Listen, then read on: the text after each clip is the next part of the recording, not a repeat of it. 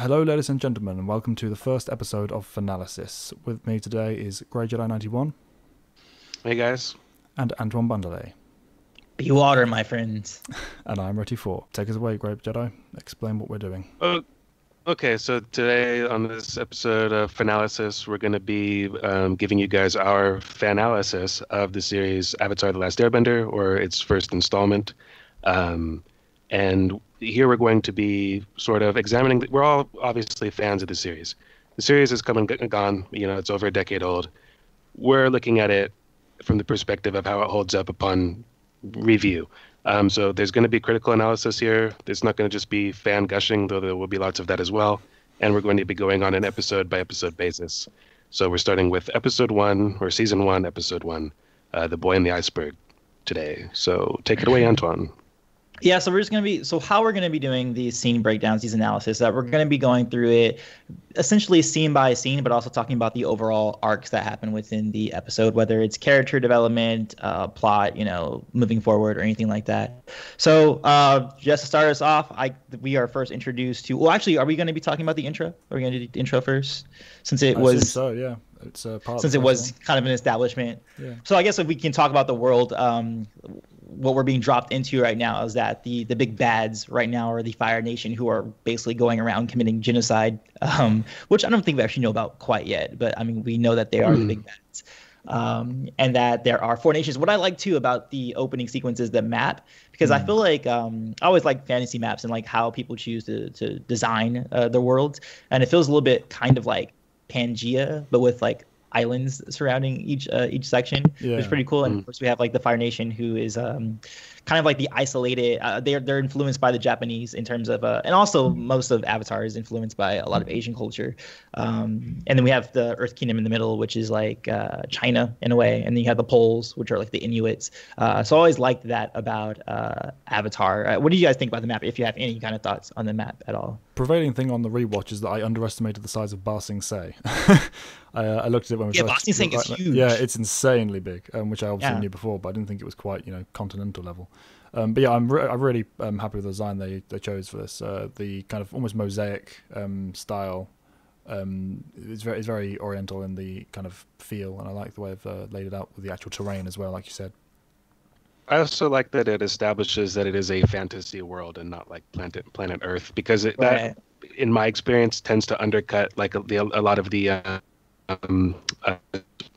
BS that fans can bring into something, like where it doesn't really apply, like in terms of, oh, they're like insulting my culture. Then it's not your culture. Like it's fan culture. So I really like that it's like, this is our world and this is the rules of our world and this is where this is and this is where that is, and it's very simple and just like I really appreciate that. Mm-hmm. Yeah, I agree. And then also we get, the establishment of like, what the Avatar is, or what this world is. There's people who can bend certain elements, whether it's water, earth, air, or fire.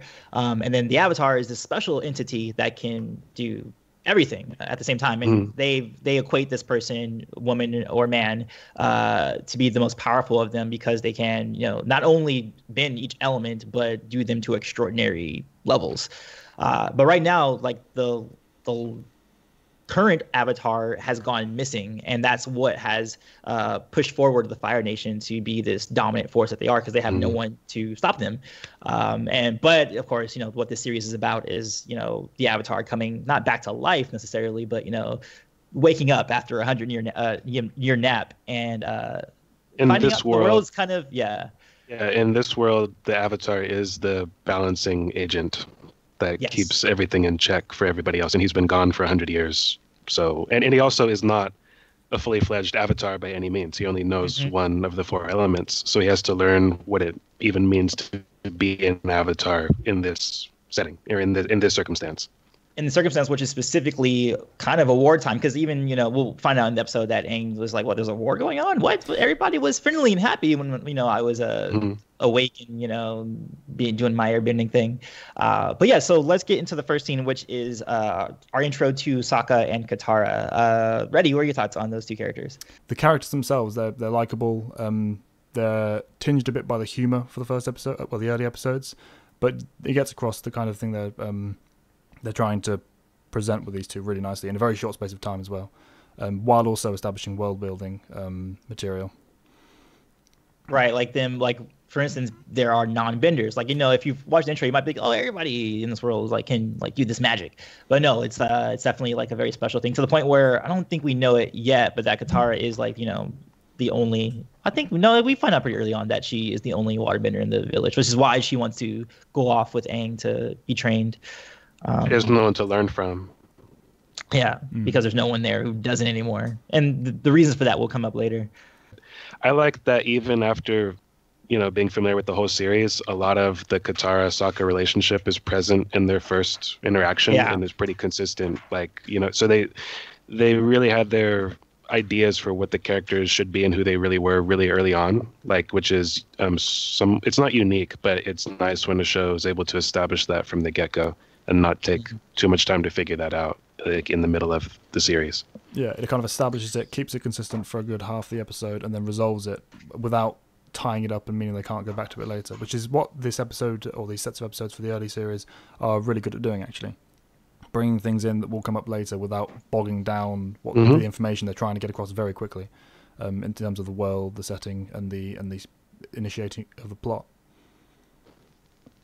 Yeah, and then before we move on to when they discover Aang, I think we have Zuko and Iroh scene. That happens. That happens. No, that happens at the same time. Like, because when he it's awakens, when he wakes up, there's like a giant beam of light, and Zuko's sailing, like, looking for the Avatar for reasons that become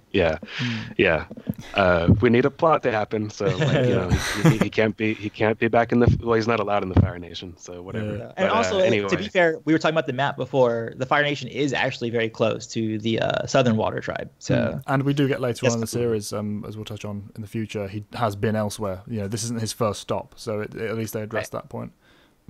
And yeah, it's it's acceptable. It's part. It's actually, what? And it's also hard to miss. Like, one of the interesting things about this, though, and it's something that it only becomes clear once you know more about the series than you do in this episode.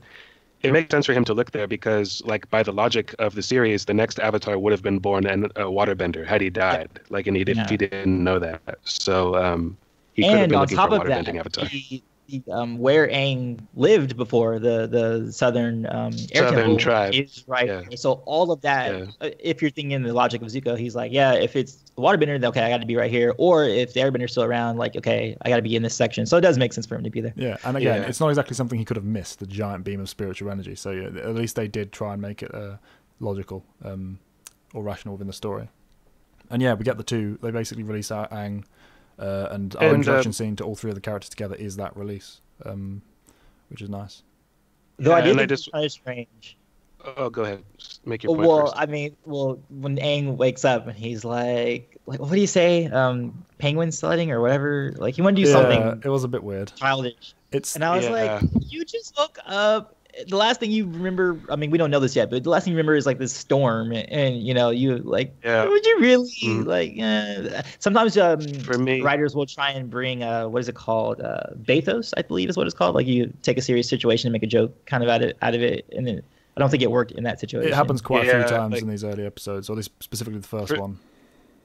This is again, like, I don't know if we established this, but this series was created for Nickelodeon. It's a Nickelodeon original series, and because of that, even though there's, like, lots of action and drama in it, there's also comedy, and a lot of times it does work. But for me, it takes a while for this show to find that the balance, that sweet spot. It's really lacking in these earlier episodes with, like, sort of awkward humor. It's not like the worst thing ever, but it doesn't hold up.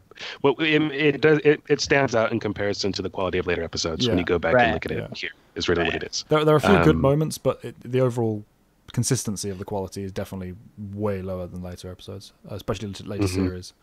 I also I just wanted to make it clear real quick that the way that he's found is that Sokka angers Katara and she kind of loses control of her bending, which is a good way of establishing that she has these abilities, but also that she has really no control over it, because that's a big part. That's really her whole character arc in this episode, or in this first season. So it's a good starting point for her. It reveals her potential and also her character, because obviously it is a character moment between the two siblings, establishing their relationship, establishing her temperament and how her temperament is tied to, or how her abilities can be tied to that. Also establishes something to do with bending, because a big part of the series is how bending is tied to physical, emotional, and spiritual temperament.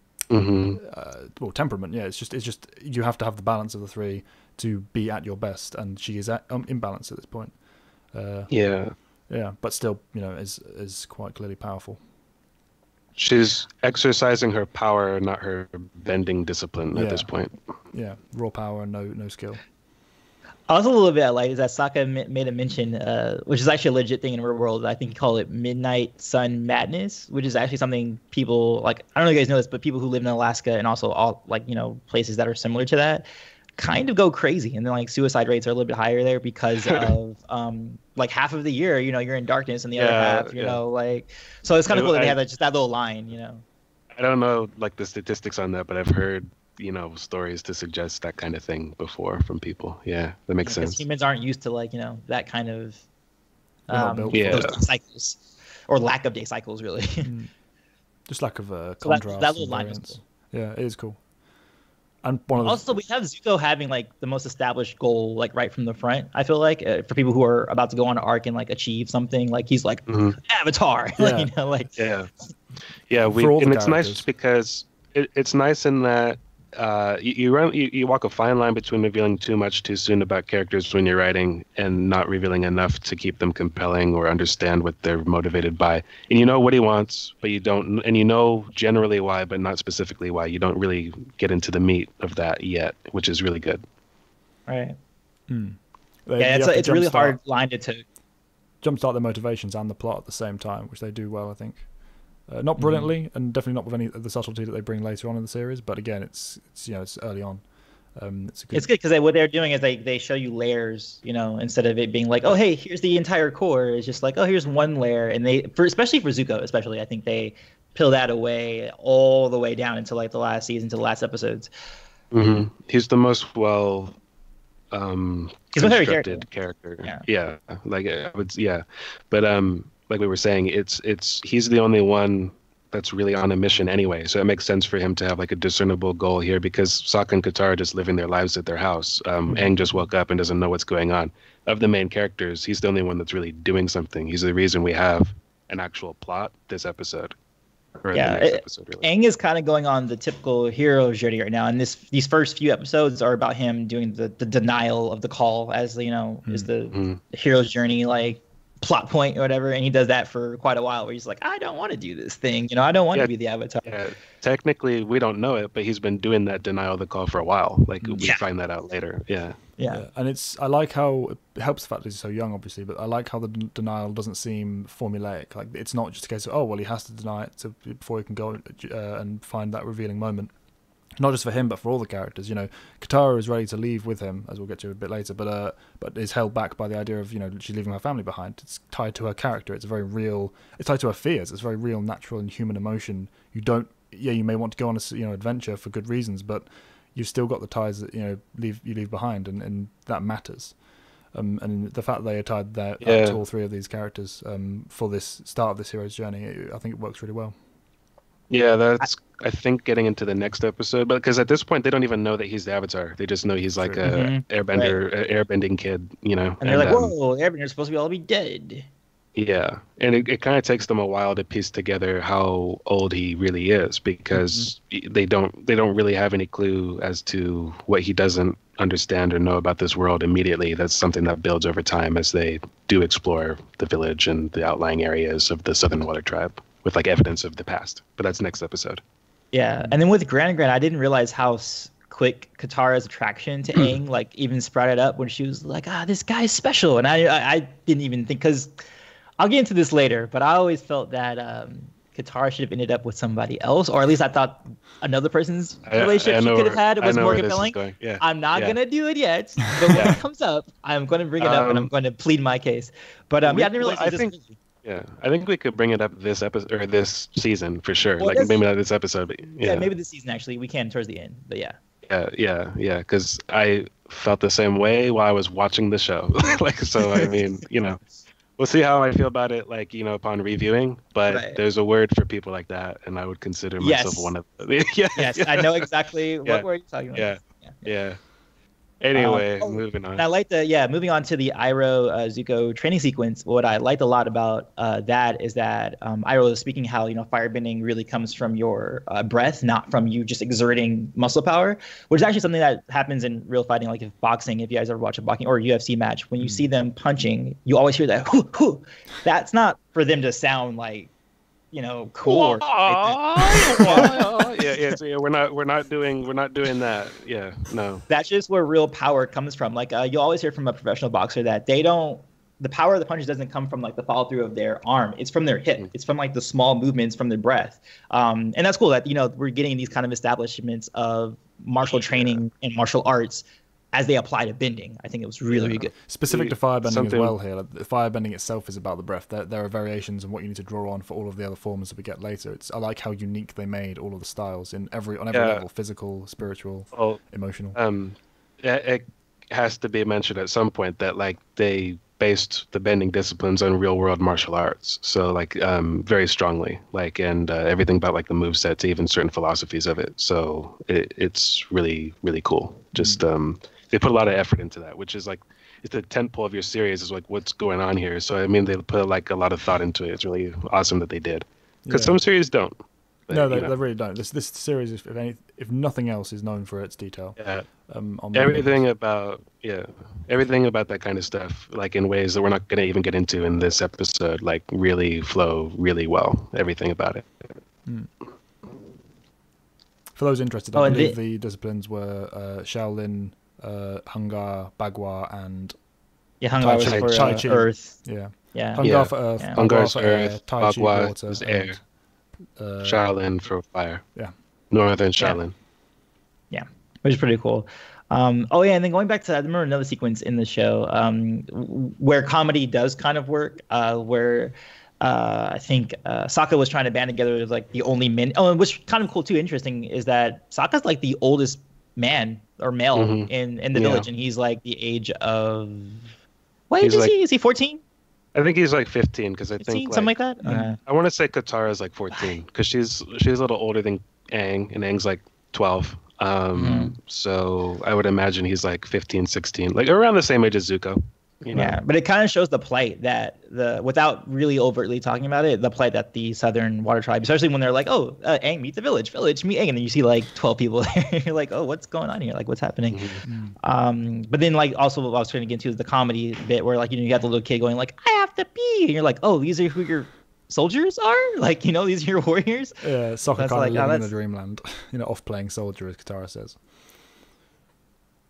It also like is in a way sort of informs Sokka's more I don't, it's not like he's strict, but like he's more like focused and driven on stuff. Even though he's sort of inept, he's got like the motivation to be more adult and take things more seriously because he has way more responsibility in the long run than like Katara does at this moment, or certainly more so than Aang, or at least more than like what Aang's acknowledged or taken control of, ownership of. So yeah, part of why they can't learn that immediately is because they can't pin Aang down long enough to talk to him about it. He's always zipping from here to there. He's a nomad. He's a child nomad. It's to be expected of him in this stage, despite anytime they try to get deep, whenever they try to like speak to Aang about that kind of stuff, he always like throws it away with like a joke or like, let's go like fly on Appa. All deflection. Lots of deflection from him. I thought it was kind of cool too, or I wouldn't have considered this at first, but then when Zuko is looking through the scope and seeing Aang, he's like, oh, he's very spry for being a very old man, and also very subtly, like, for him to think that. And then we also discover a little bit later that people do live like well past 100 in this world. You know what I mean? And like that's just like it's a thing. That people live quite long. Yeah, in general, people don't really give off a superhuman vibe. Like people are pretty much people, but there are certain qualities like that some of them have. Yeah, probably tied to the spiritual side of things as well. Right.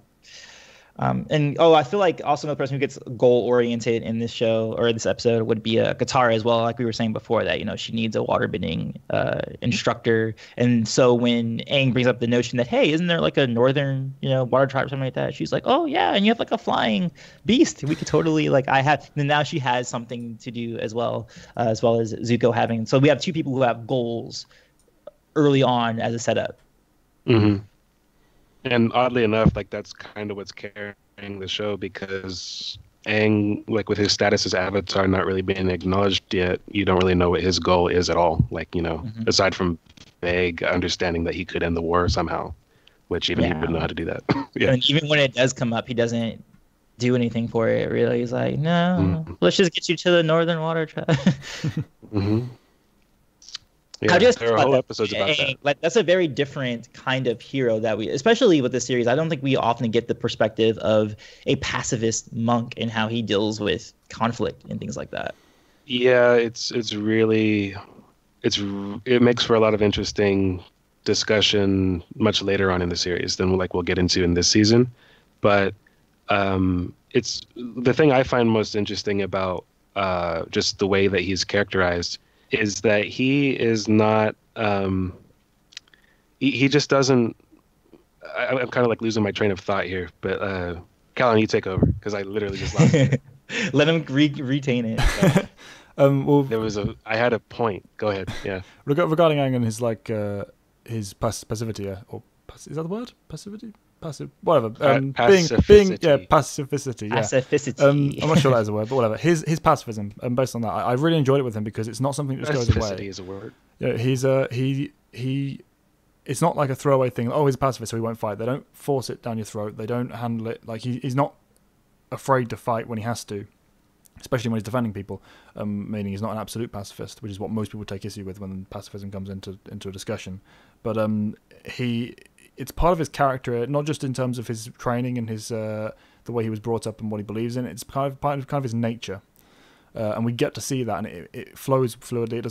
It's not just someone who's just saying they're a pacifist when everything else screams that they shouldn't be. If you know what I mean, it's a marriage between the character and the spiritual training, which I like, despite the fact that he's still learning in many other ways. It's one of the things he sticks to. What you said was more or less what I was going to aim at, in that they blended it well within the way he was brought up, and it's less. It's not like a character like, okay, well, this character is a pacifist. Like it's intricately tied into where he comes from, how he was raised, and going forward. It blends well in a way that's realistic. Like it's not just that it gives him a reason to be the good guy, but it doesn't feel just like, well, I'm the hero and like I got to do hero things. It's not even done in a heroic sense. A lot of it is deflection and aversion, like just like an unwillingness to confront a problem head on. Like that's his main problem. More so than just everybody needs to be peaceful and get together. And like that is really compelling. Like and that's where I was trying to go earlier when I had my brain fart. It's very different, because we don't often get a main character like that. And I think I always liked that about the Last Airbender series, is that we got that sort of a thing versus a very generic hero.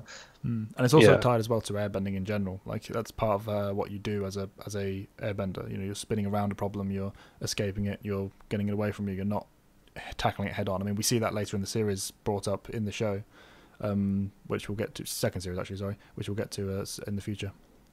I like it's all blended well. His spiritual training, his character, how we see his character kind of play out, as well as the martial side of things. It's very interesting.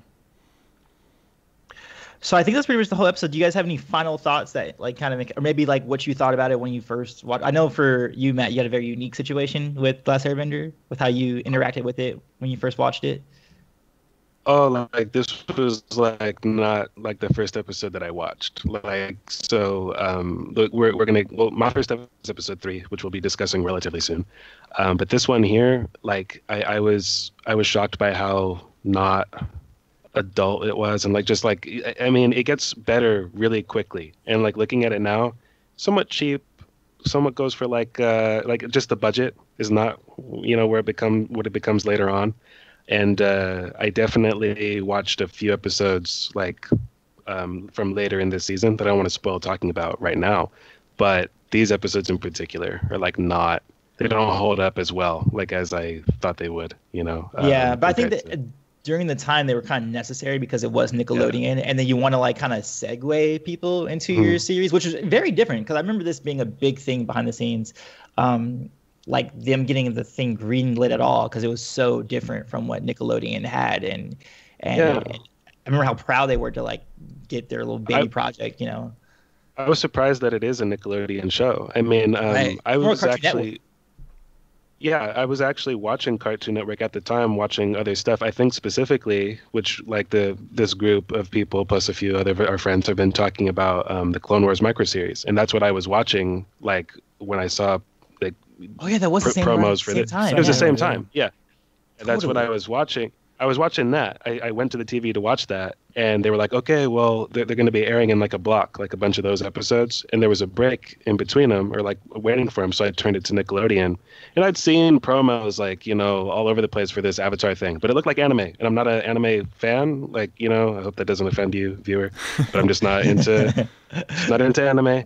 And I was like, I just wasn't enticed by it. I hadn't seen a trailer or a promo or any kind of commercial that was like, oh yeah, I'm waiting for this series. So I kind of let it come and go at first. So it was already airing like, I don't know, 6 or 7 episodes, like at least before I even acknowledged that it was a thing. I turned it on just to stall time waiting for a different program. And then I saw episode 3 and I thought, oh, this is pretty awesome. And then I fell in love with it like later this season, but we'll get into that episode later when it comes along. But yeah. Callan? What was your interaction? I had the odd episode every now and then. As I said before, I'm not someone who sits down and watches a show as it comes out on TV, or at least I wasn't back then. It was a case of, this is on, I'll watch this. And I loved the show from day one. I think the first episode I ever saw was The Storm, which was definitely the best one to start on with this series. But yeah, it was just kind of sporadic and didn't get to watch the full thing until it had finished and it started re-airing. And obviously the DVDs started coming out and such. So much later on did I see the entire thing, but I was watching it from day one, just different, not in order, which definitely didn't help my initial experience of it, because obviously I loved it, but I just didn't get the full picture that I would otherwise have had, which I missed out on, I guess. But I got the other two. The other two I did actually sit down and watch for. It was an exception, this show, because of the quality, obviously. So it earned the right for me to sit down every day and have the series watched in sequence. Mm-hmm. I do think that like even though like this branches off into like later discussion like of much later episodes, this series was like one of the last actual cartoon animated series catered for children that I watched religiously. I think it's like the last one that was airing that I was into like that in that way. Before you moved on. Cartoons. Yeah, I kind of stopped watching cartoons around that time. And then I came back for Korra, which we'll discuss way later. You know. Yeah. I think it was my brother and me I know for sure that we watched it together. I really don't remember the timeline of when we watched it. But I do remember that we watched the 3rd season as it aired, but the other 2, I believe, was like a DVD thing. Because I think I was listening to like a podcast at the time, and they kept talking about this Last Airbender, and these were adults that I was like watching at the time. They were, like in their 30s. I'm like, what the hell are they talking about? Talking a kid show, you know? Like, and they were like talking about like it was like a religious thing, and I was like, all right, like Aaron, you want to go watch this? You know? He's like, yeah, sure, let's watch it. And then we like watched it. And then we watched the 3rd season as it came out, which was like this big event. I remember the 3rd. Like they hyped that out. Yeah, when that came out, because it was like the final, you know, and everything, and like Ozai, the confrontation with Ozai finally. But yeah, that was pretty much my interaction. And then when Korra came out, I watched it as it came out, when it was like streaming on I think Nickelodeon.com or something like that. But I definitely got on board with the show like in the middle of like season 1 sometime, but I went back and like rewatched like to figure out what I had missed. But so I guess I've been like a part of it like almost from the beginning, but it took me a little while to get on board for sure. So yeah, that was our view on this episode 1 then, I guess. Any closing thoughts for this one?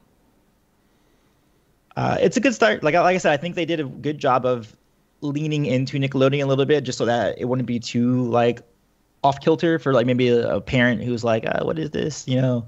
But then getting into what they really wanted to get into once they get midway through this season. So I think they did a good job with the first episode. Yeah, I'd agree. I definitely. It's a decent establishment. Yeah. Sorry, you go first, Matt. Decent establishment. The music is as good like in early on as it gets later. Like the music is like consistently good throughout this series. The voice acting, which is chiefly done by kids, which is unusual for a kid series. Yeah. The people that are like actually voicing are the same approximate age mostly as the characters that they're supposed to be.